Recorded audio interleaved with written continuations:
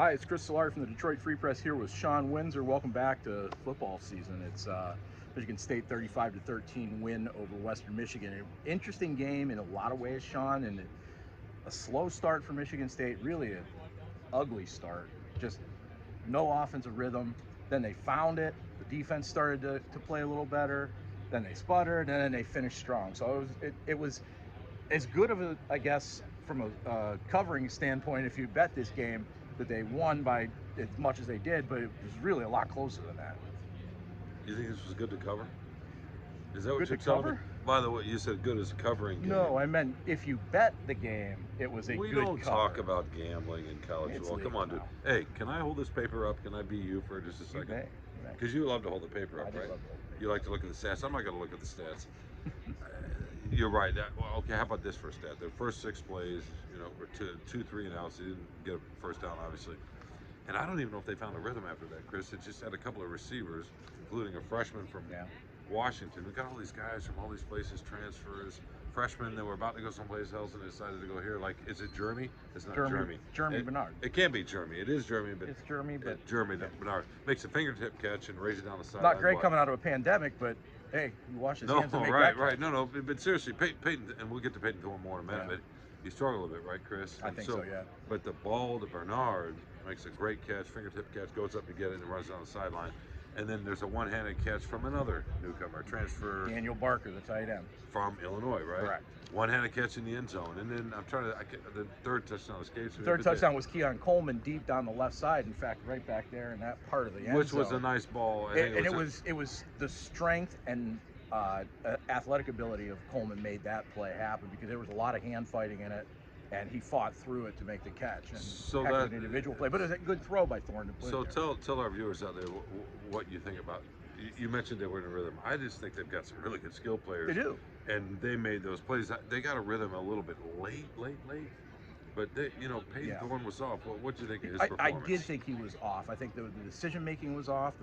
There were a couple throws. I mean, when he was leading guys out of bounds, and leaving a lot of yards that were out there, but putting the ball in the wrong spot.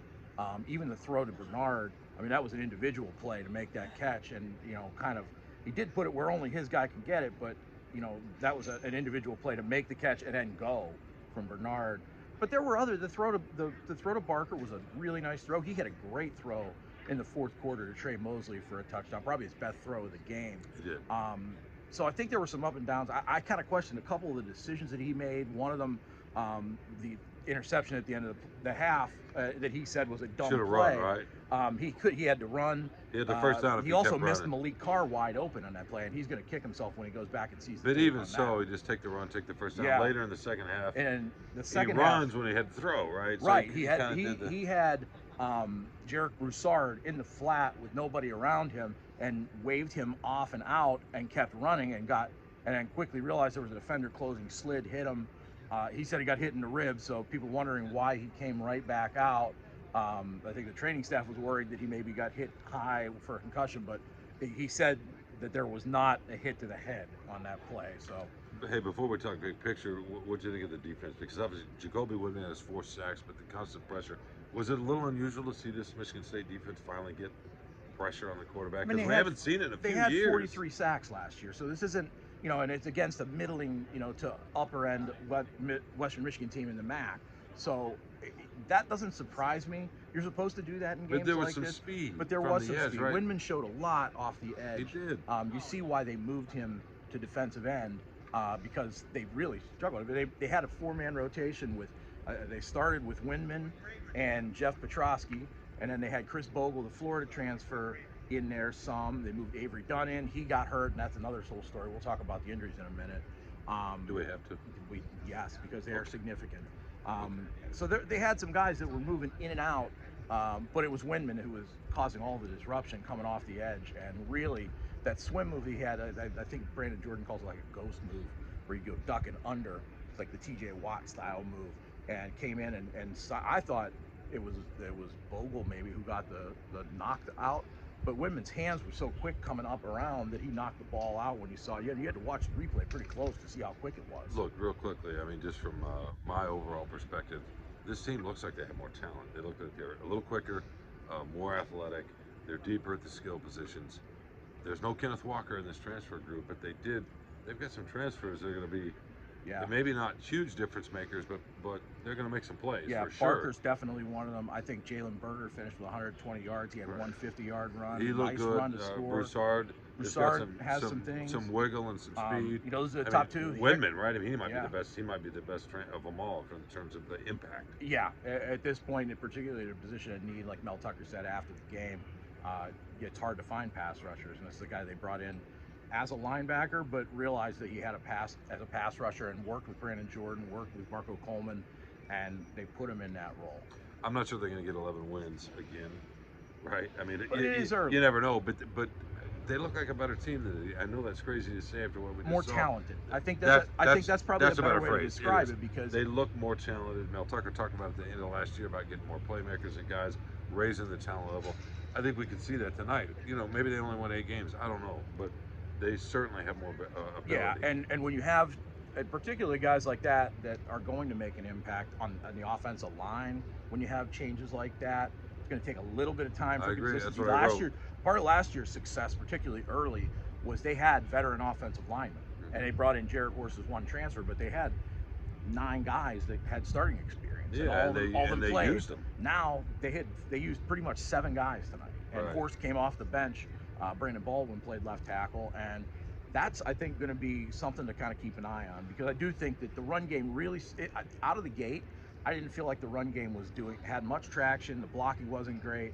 I thought that built as they wore down Western Michigan's defensive line. And the question is, are you going to be, and you'll probably do that against Akron next Saturday, but are you going to be able to do that against a Washington and a Maryland and the Big Ten teams that you got ahead of you? I mean, that's going to be interesting. And getting back to Peyton Thorne, to me, that's kind of the story other than Windman, who looked really good defensively, and the best edge rushing is just probably Kenny Williams. I mean, I don't know what kind of season he's going to have, but he looks like he's got that kind of potential. Mm-hmm.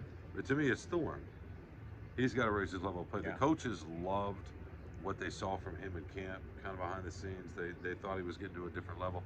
He did not show that tonight, but if he does, and they're right, with the skill level they have and the improved speed on defense, they could be pretty good.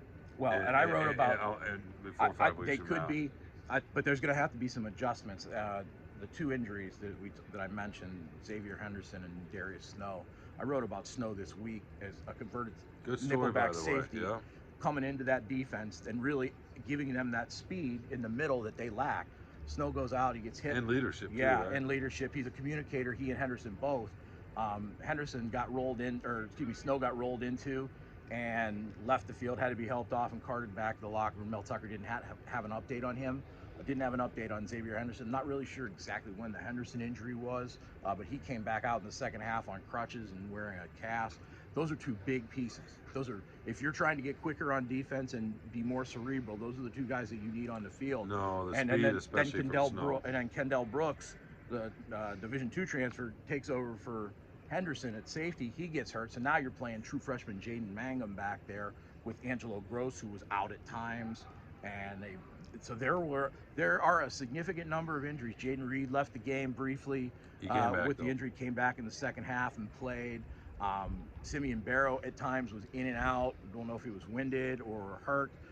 Avery Dunn, as I mentioned, went out. So there were guys that were nicked up, along with a couple veterans like Deshaun Mallory and Jalen Hunt. Okay, now you're just bragging about and that. Montori Foster. The depth chart that's in your head. But look, these are all guys that had starting experience or were on the cusp of being starters in the last year or so that they were missing. So that's, even now, when you look at this team and say there's a lot more depth, a lot more athleticism, it's still a little bit banged up. And coming into the season like that. Snow's the big one, right? We don't know about Henderson, but Snow's the big one. Henderson's absolutely, he's a 5-year guy. And no, I'm saying we don't know what kind of, we didn't see his injury in the same way, not quite sure what it is. Snow was obviously a leg injury. Who knows where he's going to be? But if they were going to be without him, that's a huge loss, obviously. Absolutely. But again, look, it looked great for a minute. They're up 21-3. It gets away. They get into a slog, right, Chris? A little bit of a slog, yeah. And then they make some plays late at the end. But I think overall they display more talent. And we'll see what Peyton Thorne does, because he's really going to be the key to this. Yeah, I think ultimately this looked like a team who hasn't played a real football game since January. Yeah, with a lot more newcomers again. This is the Mel Tucker way, right? I mean, the transfer portal and it ends up being a 22-point win, You know, there were worse beginners in Mark D'Antonio's era for teams that went on to some great success. And there were some great starts that faded pretty quickly. Yeah, So so it's just one game. it is one game, and I think that's kind of the big thing when Mel Tucker talks about stacking days, stacking games, stacking plays, all those things. You're just going to stack this as one game, one tape, and then move on to Akron 8 days from now, back here. There you go. I think it's time for us to say goodbye. You do the honors. Bye. All right. For Shawn Windsor, Chris Solari here from the Detroit Free Press. Maybe next week our colleague Graham Couch will join us. Thanks for watching.